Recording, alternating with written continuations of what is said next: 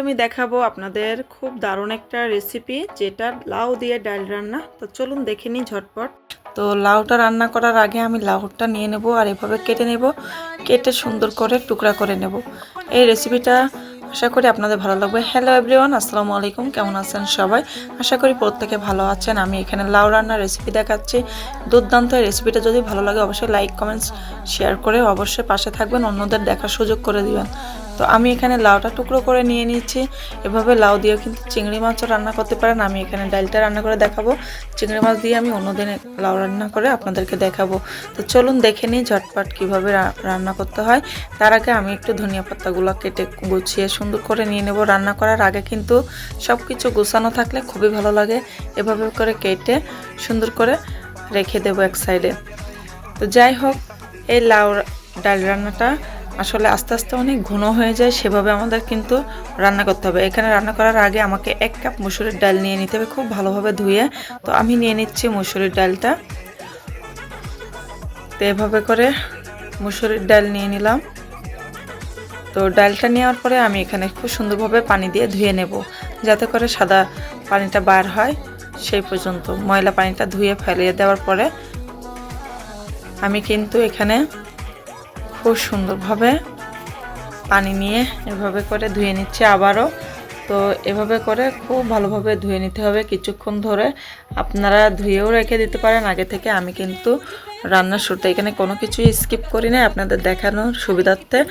ভিডিওটা বড় হলেও কিন্তু খুবই উপকারী দেবে আপনাদের জন্য। যদি আপনারা চান একদম পারফেক্টভাবে, এভাবে স্কিপ করবেন না, দেখে দেখে রান্না করতে পারবেন। তো লাউটাও ধুয়ে আমি এভাবে ফ্রাই প্যানে দিয়ে দিলাম। এখানে কিন্তু কোনো প্রকার পানি আমি দেই নাই এখন।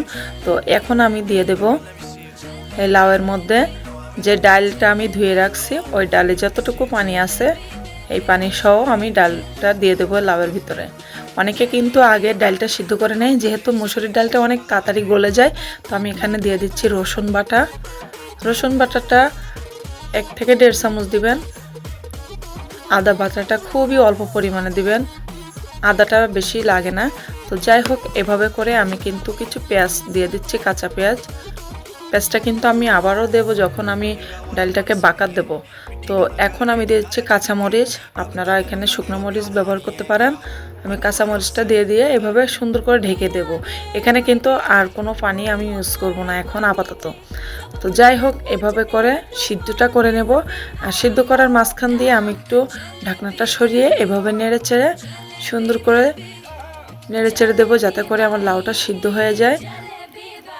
এটা রান্না করতে এতটাই সহজ, চোখ বুঝে সবাই রান্না করতে পারবে। খুব মজা হয় এই রেসিপি খেতে। এখন আমি দিয়ে দিচ্ছি হলুদ গুঁড়া, মরিচ গুঁড়া, হালকা অল্প একটু মরিচ গুঁড়া দিয়ে দিলাম। আর এখানে কিন্তু আমি লবণটা দিয়ে দিলাম পরিমাণ মতো। আপনারা যে যার স্বাদ মতো দিয়ে নেবেন লবণটা। তো এখন আমি যেটা করব সেটা আমি খুব সুন্দরভাবে নেড়েচেড়ে মিশিয়ে দেবো মশলাটা, যাতে করে সব লাউয়ের ভিতরে চলে যায়। এখন আমি পানিটা দিয়ে দিচ্ছি। পানি দিয়ে খুব ভালোভাবে এভাবে নেড়ে নেব।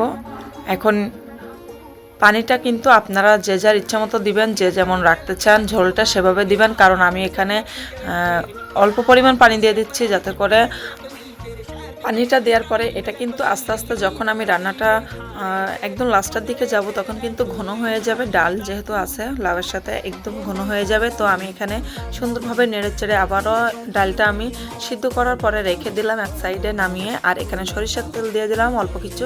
সরিষার তেলে আমি অ্যাড করে দেব পেঁয়াজ কুচি।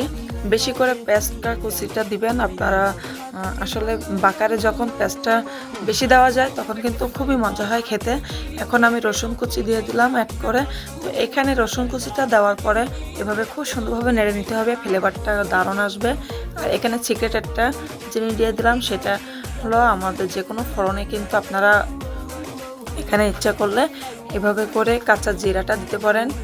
তো কাঁচা জিরাটা দেওয়ার পরে কিন্তু ঘ্রাণটা অনেক সুন্দর হয়, স্মেলটা এত সুন্দর হয়, না খেলে বুঝতে পারবেন না। এখন আমি দিয়ে দিচ্ছি লাউটা ঢেলে, সেই লাউ আর ডালের সিদ্ধ মিশ্রণটা ঢেলে দিলাম বাকারের ভিতরে। এভাবে করে খুব সুন্দরভাবে নেড়ে চেড়ে নেব।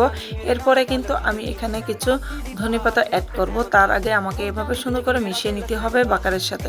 তো ধনেপাতাটা অ্যাড করে নিচ্ছি। এখন আমি ধনেপাতা দেওয়ার পরে তারপরে কিন্তু আমি এখানে একটু চাইলে জিরা বাটাও দিতে পারি বা জিরা গুঁড়াটাও দিতে পারি। তো এখন আমি